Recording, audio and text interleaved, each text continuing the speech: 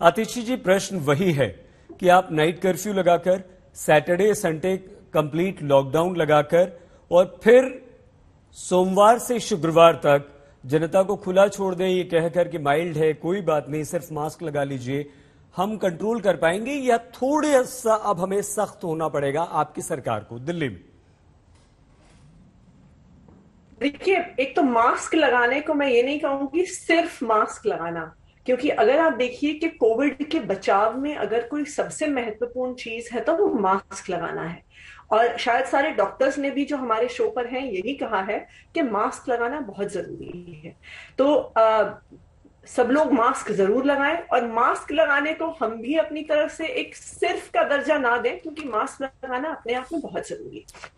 दूसरी बात, देखिए, जैसे संबित जी ने भी कहा, मैं उनकी बात से पूरी तरह से सहमत हूं, ये ट्रेड ऑफ है हेल्थ रिस्क में और एक इकोनॉमिक रिस्क में। क्योंकि अगर हम हेल्थ रिस्क को देखते हुए, और कोई भी मुझे लगता है कोई भी लोग जो शो पे हैं, कोई भी सरकारें, कोई भी पॉलिटिकल पार्टीज इतनी गैर जिम्मेदार नहीं होंगी कि वो कहेंगी कि ये सिर्फ माइल्ड ही तो है, क्या फर्क पड़ता है। मुझे लगता है कि सब जो कोविड जो रिस्क सामने रखता है सब उससे फेमिलियर है। लेकिन ये जो बैलेंस है एक हेल्थ रिस्क और एक इकोनॉमिक रिस्क के बीच में, इसको लेके सरकारों को बहुत ध्यान रखना जरूरी है। क्योंकि जब हम पूरा लॉकडाउन लगाते हैं तो उसके बहुत कॉन्सिक्वेंसेस होते हैं। हमने पिछले लॉकडाउन में देखा है कि बहुत सारे लोग हैं जो डेली वेज अर्नर्स हैं, जिनके पास खाना खरीदने तक भी पैसे नहीं रह जाते। तो ये डेफिनेटली एक बहुत बड़ा इशू है, और मुझे लगता है सब सरकारें बहुत कड़ी नजर रखे हुए हैं केसेस पर भी, हॉस्पिटलाइजेशंस पर भी, और कोविड से होने वाली डेथ्स पर भी। और मुझे लगता है कि अगर केसेस बढ़ते हैं, हॉस्पिटलाइजेशंस बढ़ती हैं, तो बिल्कुल सब सरकारें एक सुर में, और मुझे बहुत खुशी है इस बात की कि इस बात पे कोई पॉलिटिक्स नहीं हो रही है सरकारों के बीच में। तो मुझे लगता है कि सब एक सुर में जो भी रिस्ट्रिक्शंस लगानी होंगी वो जरूर लगाएंगी। लेकिन तब तक जो एक्स्ट्रा एक्टिविटी है कि हम वीकेंड्स पे घूमने जा रहे हैं या शाम को घूमने जा रहे हैं, पार्टी करने जा रहे हैं, उसको रोकने के लिए वीकेंड कर्फ्यू और नाइट कर्फ्यू मेरे ख्याल से जरूरी है। ठीक है।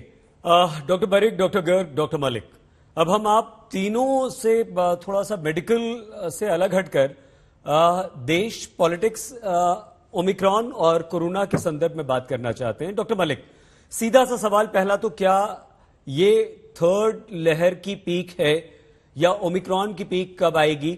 और दूसरा, आपको लगता है कि यही सरकारों का जो एटीट्यूड है वो ठीक है, इसी से हम लड़ सकते हैं, या कुछ और सख्ती अब होनी चाहिए? डॉक्टर मलिक।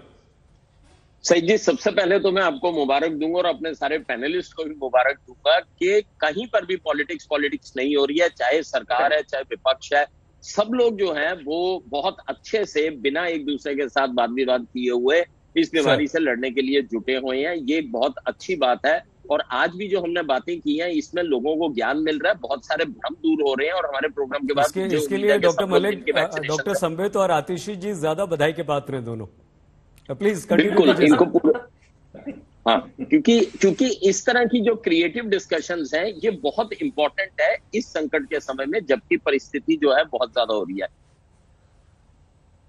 सही जी, एक छोटी सी बात बताऊंगा, हमें 20 आ जाना चाहिए। जैसे जानवर हाइबरनेशन में चले जाते हैं जब बाहर का एटमोस्फियर ठीक नहीं होता, हमें केवल तभी बाहर जाना चाहिए जब अपनी जीविका कमाने के लिए हम जा रहे हैं। अदरवाइज हमें अपने आप को प्रतिबंधित रखना बहुत बहुत आवश्यक है। जहां तक पीक का तल्लक है, अभी पीक नहीं आई है, केसेस बढ़ेंगे, हम प्रिकॉशंस लेंगे तो शायद थोड़े कम बढ़े, लेकिन पीक मुझे लगता है फर्स्ट वीक ऑफ फरवरी में आएगी, और उसके बाद शायद फर्स्ट वीक ऑफ मार्च तक सब कुछ ठीक हो जाना चाहिए अगर हम सब चीजों और नियमों का पालन करें। ये मैं केवल इस तरह से बता रहा हूँ, जिस तरह से फॉरेन में चला उसी तरह से विदेशों में चला उस तरह से इसी तरह का आंकड़े आए हैं। इस बीमारी के बारे में कहना बड़ा मुश्किल है, लेकिन मैं अभी भी बता दूं, पीक पे 8-9 लाख केसेस भी हो सकते हैं। हमें अपने आप को प्रतिबंधित रखना है, और यही समय है जब हम पीक को कम कर सकते हैं। और ये पीक संभवतः जो है वो फरवरी के फर्स्ट वीक में आए।